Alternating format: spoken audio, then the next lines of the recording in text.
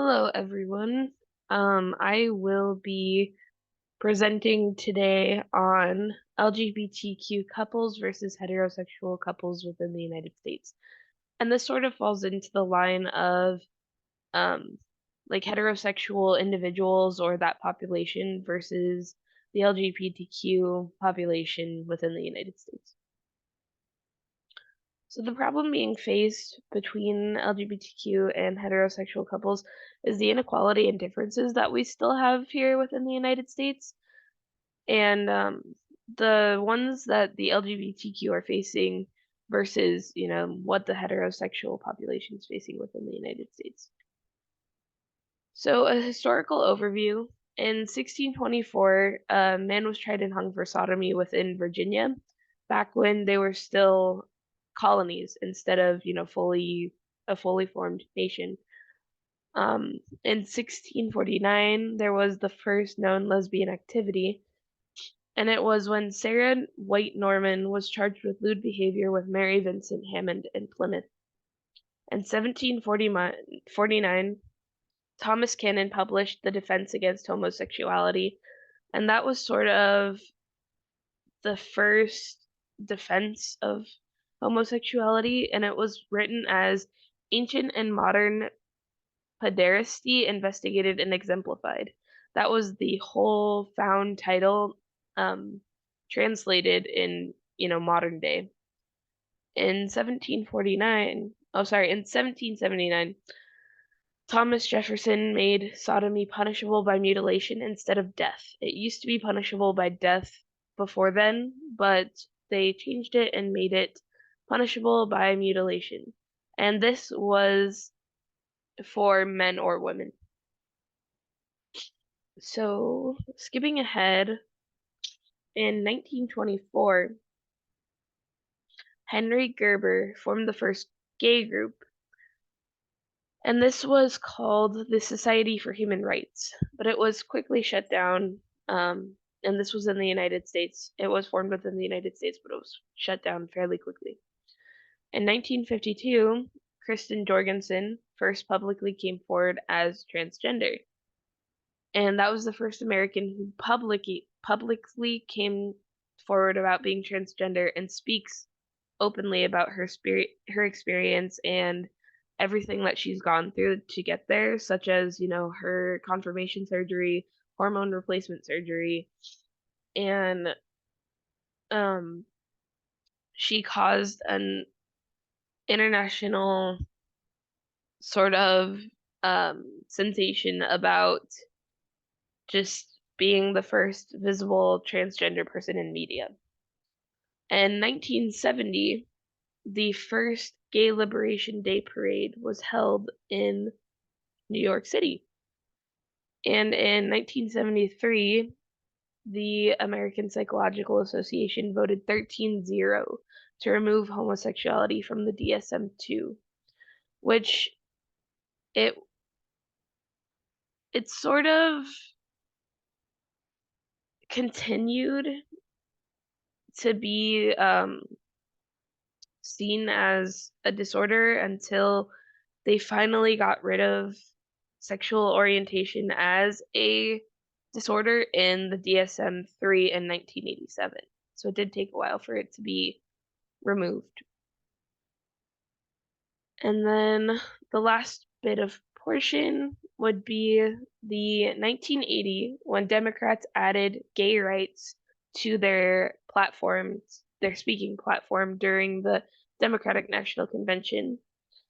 In 2003, the US Supreme Court overturned the sodomy laws, and they proclaimed rights to privacy and decriminalizing homosexual behavior. And in 2015, the Supreme Court ruled that states must issue marriage license, and um,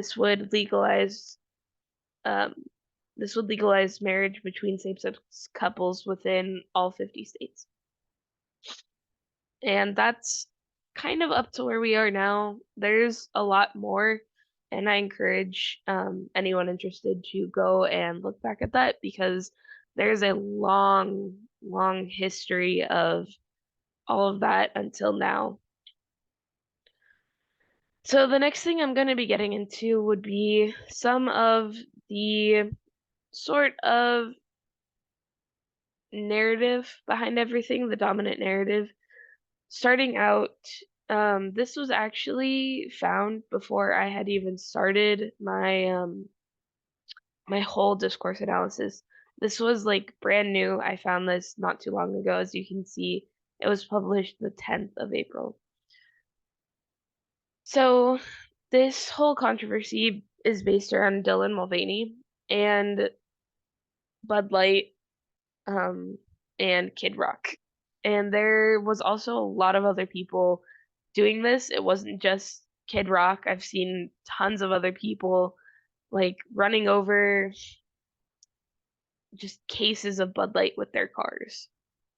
So as you can see the title, Kid Rock actually had cases of, Bud Light, and Dylan Mulvaney was transitioning this past year. I don't know if anyone knows who Dylan Mulvaney is, but Dylan Mulvaney is a transgender woman now, and is she took a year of transitioning, and she actually went through and recorded most of her experience through transitioning and her facial restructure surgery, to where she is now. And I believe like April 1st or around there was like 365 days being a girl. So Bud Light had decided to use her face in order to, congratulate her on 365 days to 365 days of being a girl. And they decided to, give her a can, stating that those were, not for sale, but that you wanted to sort of congratulate her on doing this. And they wanted to, of course, like an advertisement too. So, um, Kid Rock obviously had other, insights, and so did a lot of other, mostly, I want to say mostly older white men, had a huge problem with this and decided to go and, get rid of all of the cans of Bud Light that they had, and it caused, this whole thing. Needless to say, had they used someone else on those cans, it probably would have turned out differently. Had they, instead put a heterosexual couple, or um, just a heterosexual individual, like, celebrity and such. And that sort of continues into media. There was a movie made in 2009, a sort of a mockumentary to LGBTQ, I want to say like stereotypes. Um, the media itself was made, this was a mockumentary, so you can see obviously a lot of stereotypical ways, or, thoughts just in these images alone. There was a scene where he actually has the child that he has in his lap, and it shirt says the term "gaby," and he sort of brings it into this Jerry Springer sort of setup, I want to say, and faces this crowd of people just talking about, his child. And again, this is a lot different from the way that you see heterosexual couples in the media. And there's a lot of differences between, like, they wouldn't make necessarily a whole mockumentary just based around heterosexual couples, and I could not find any, if at all, mostly, just comedies and stuff, but not just a mockumentary based around LGBTQ.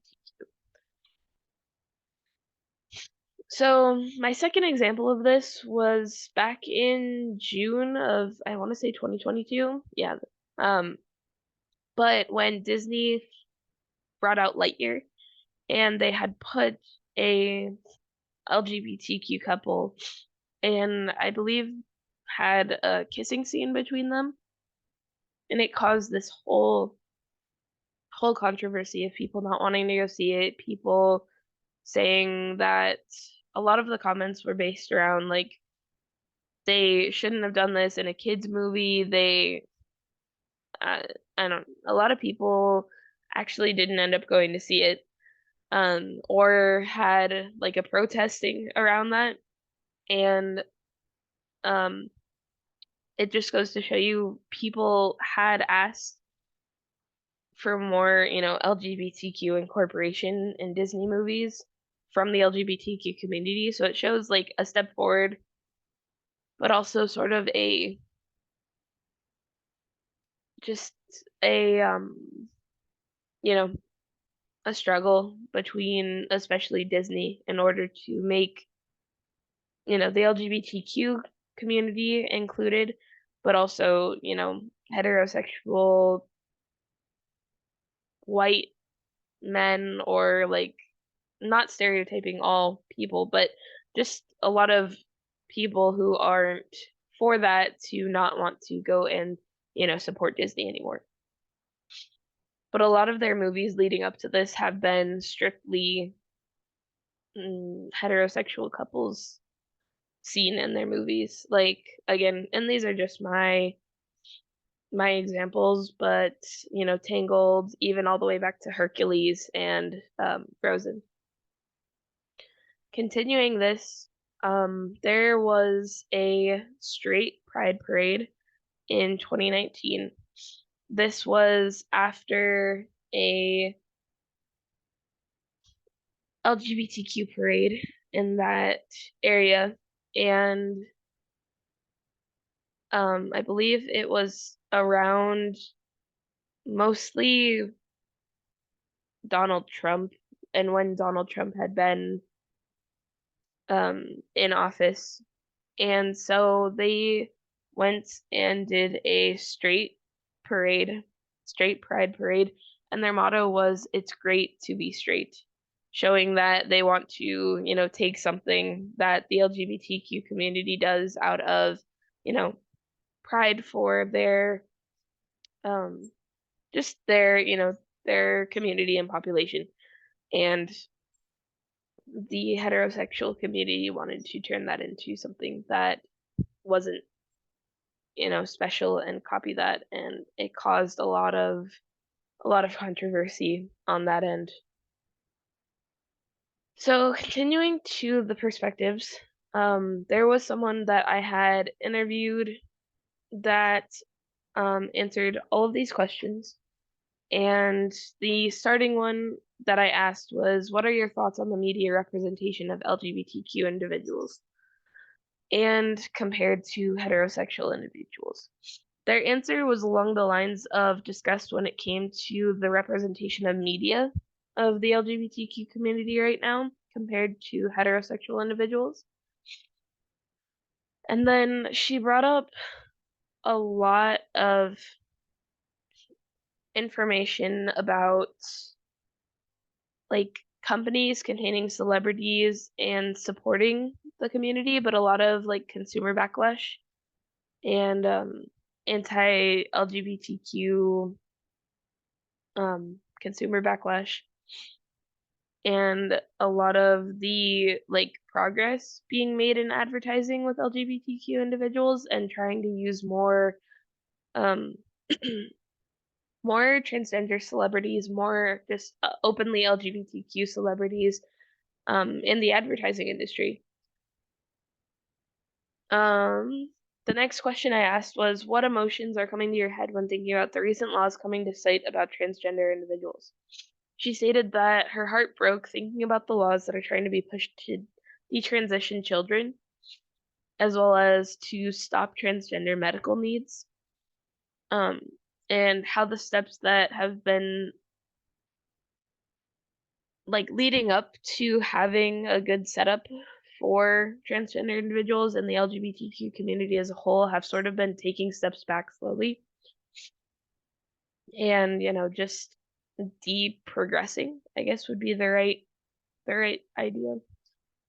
And then I asked what her experience being LGBTQ in the United States has been, and her experience growing up was calm. She expressed to me that her family was very open and very accepting of everything, but during the times that have been rough, sort of in the past within the public, she has faced a lot of like anxiety about coming forward to that and feeling a little trapped and scared with everything going on within the United States in the moment.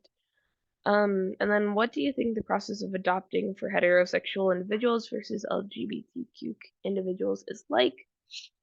She stated that it takes a lot of time, and I have done previous research on this too, and it does take a long time for LGBTQ individuals to get approved for adoption.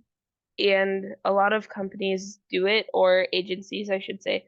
A lot of agencies do it regardless of um, like punishment or not.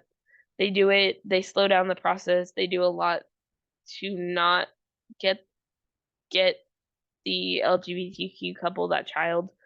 Um, and then heterosexuals have a much, it's still long and it's still a very hard process, but they have a much easier time going through with adoption than LGBTQ individuals. And her response was a lot along that line, though she doesn't have any children of her own and she has looked at that process before.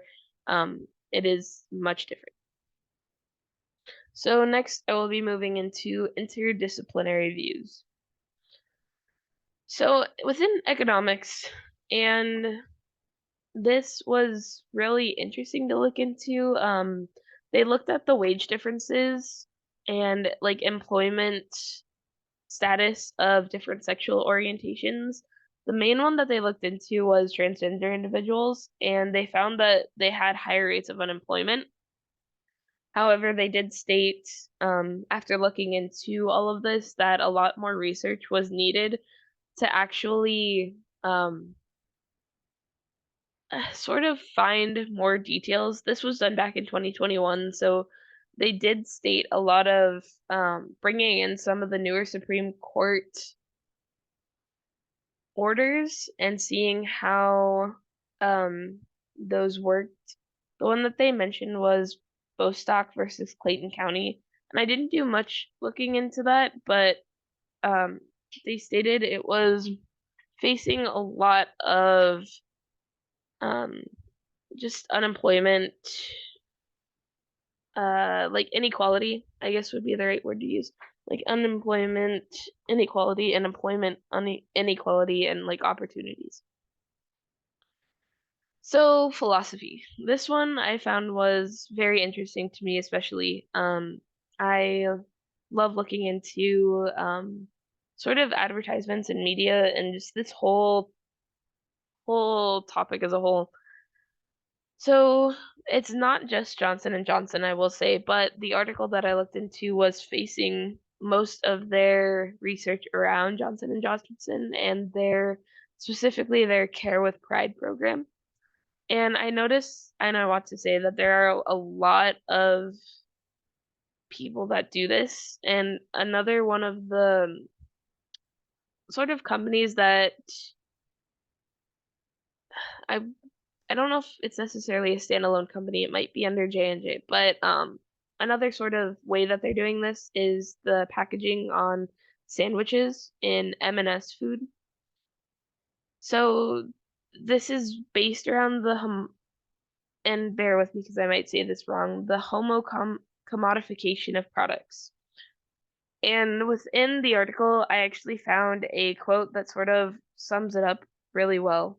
Um, but the company is just chucking a rainbow on their shit to sell to us, was the big quote that I found from this. And um, advertisements in media were mostly to blame for this. There's a lot of products now that are simply using the rainbow and the LGBTQ community to sort of try and sell products in support, but some of the companies are questionable within their actual support of the LGBTQ community and whether they are just trying to, sell to consumers that want to support the LGBTQ community or the fact that they're just trying to, sell more by being, in a way, in quotes, more modern, or, keep up with quote unquote, modern trends and, wanting to seem as though they support the LGBTQ community versus, their honesty of their support and if they actually do support the LGBTQ community. And that's a lot of what the philosophy aspect was looking into. So the next one that I looked into was law enforcement, and specifically police interactions with LGBTQ individuals. And um, there is a quote on there around the ways that police interact with individuals and the way that they enforce laws could have devastating results, especially for not necessarily just LGBTQ individuals, but minorities or people of color. And then research found more negative views of police enforcement by the LGBTQ population when compared to, the perceptions of the heterosexual population.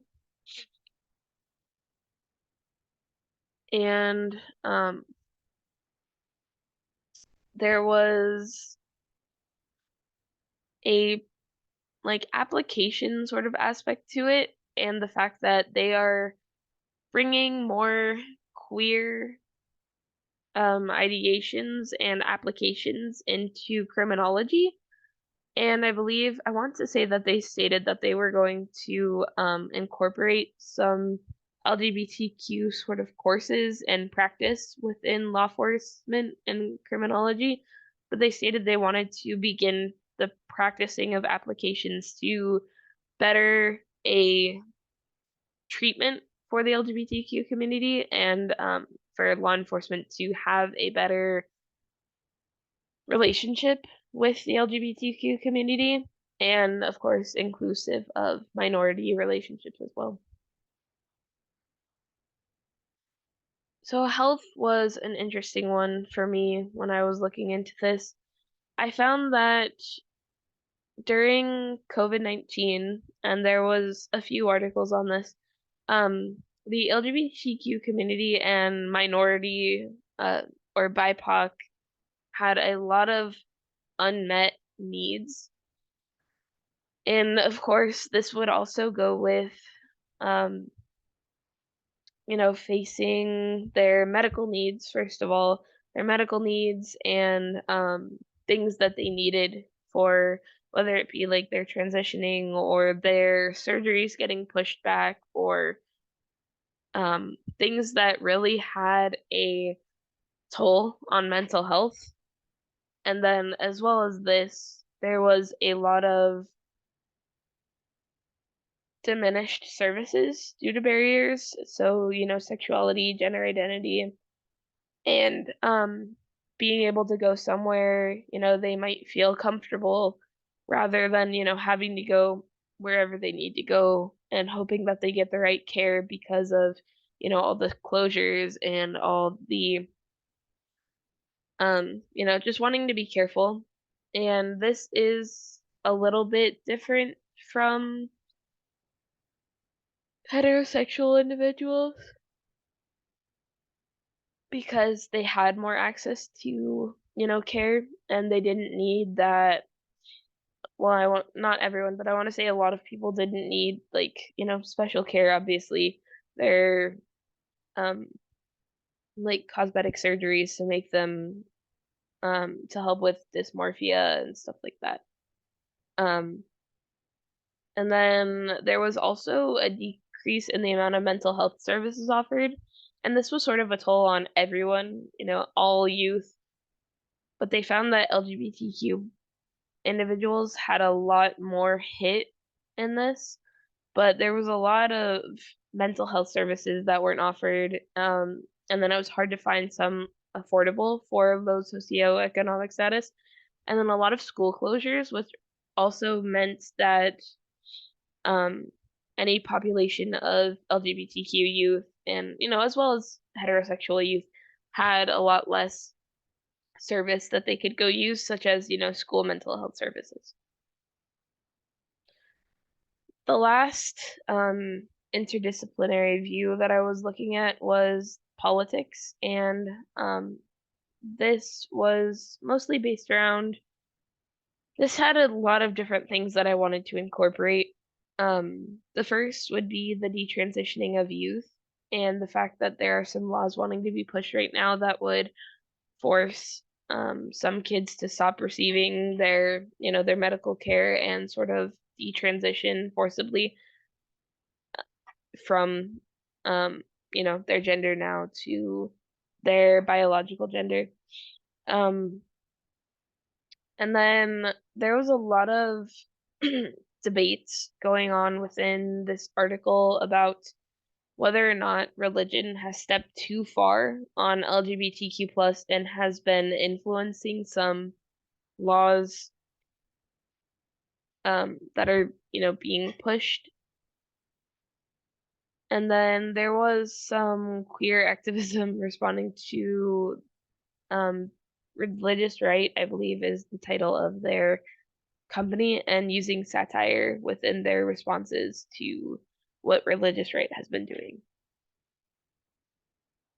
So on my social justice aspect. So counseling psychologist for social change was sort of the title of the article, but it went into a lot about marriage equality and just how minority stress can affect psychological mental health.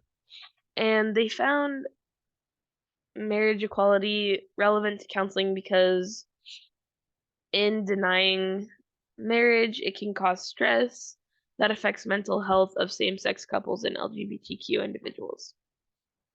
And they have found a lot of need for more competent counseling within the LGBTQ population. And a lot of people have been questioning whether or not we need more practice within um, like more information as counselors on counseling the LGBTQ population. So some an idea that Rostowski and Riggle had in 2011 when looking into marriage counseling specifically was um, having relationship mentor or um, a more positive couple coming in to help a couple that might be struggling, an LGBTQ couple, and having the other couple that has a more positive view and more stable and satisfying is how they listed it, serve as role models and relationship mentors, which can also help, us as counselors, just so that, we are being able to help those people as much as we can. And then informing others within their daily lives about marriage inequality and just sort of, being able to spread that and having people, listen about the inequalities going on within the LGBTQ population. And then counselors can also, this was stated directly from Rostowski and Riggle, the counselors can help their same sex partnered clients to weigh the advantages and disadvantages of just fitting in rather than confronting inequalities. So, weighing whether or not they would like to, step in and confront those and whether or not they would. So, psychology as advocacy. This mostly faced around being counselors and being able to step into desirable social outcomes, and as counselors, what we want to see is optimum mental health, personal self-esteem, positive psychological functioning, and self-actualization, and seeing people step into being the change that they want to see is the overall meaning of this article. And just using psychology as a whole in other disciplines to sort of push for that social change. Societal non-support and coping. So, stated directly from the article, Blummer and Murphy, trends in the marriage and family therapy field show that gay men access therapy at a rate 2 to 4 times greater than heterosexual counterparts. And then this sort of information is also based around the fact that we need to be more informed and we need to have more knowledge based around this topic, especially since this was back in 2005 and I couldn't find more updated information, but the 2005 American Community Survey indicated that the number of same-sex cohabiting couples has increased by more than 30% since the 2000 estimate, and the percentage of same-sex cohabitating couples consisting of two men is approximately 53%. And then they found that the services were not actually accessed by gay male couples as a mean of coping with societal non-support. So just being more informed to maybe feel that population to be more comfortable coming forward, or to actually do a dive into what that might mean for us as counselors in order to support them and the whole LGBTQ community. So the SOBS is the sexual orientation belief scale, and it was a dimension or an instrument scale used to measure beliefs about sexual minorities. And stated directly as a whole, it is offered as a multidimensional instrument with which to assess a broad range of beliefs about sexual orientation, which evidence suggests are highly correlated with positive and negative attitudes about sexual minorities. And it's beliefs in counseling have effects done on research on sexual minorities. They used a lot of stereotypical or misconceptions in order to rate some biases. And this can also help us as counselors just being able to, understand our own biases and help other people see their own biases. Some of the categories, though, were interesting, like sexual orientation is a category with clear boundaries. A person is either gay, lesbian, bisexual, or heterosexual. The idea that individuals have a sexual orientation is a societal invention or a social invention. And then it is possible to know a person's sexual orientation without being told. Hey, go. And then this sort of led into an overall, what I found was being more educated as counselors. So working competently with LGBTQ clients was actually something that KCREP looked into. And moving past KCREP. So the AMD was a sort of division of the ACA that was formed in 1972 and was formerly known as the Association for Non-White Concerns. And then it included its focus was on the impact of ethnicity, and it did not specify much on the LGBTQ population, and it still doesn't. KCREP does not have a lot of focus on the LGBTQ population rather than, the ethnicities of, the LGBTQ population and, ethnicities as a whole, as well as culture as a whole. In 2009, they were looking into the diversity and advocacy component and it being a positive change to the 2009 KCREP standards. However, this addition that they had to that in 2009, where they added more about culture and ethnicity, it did not state more specific competency and requirements for working with sexual minorities. And these are my references, and thank you.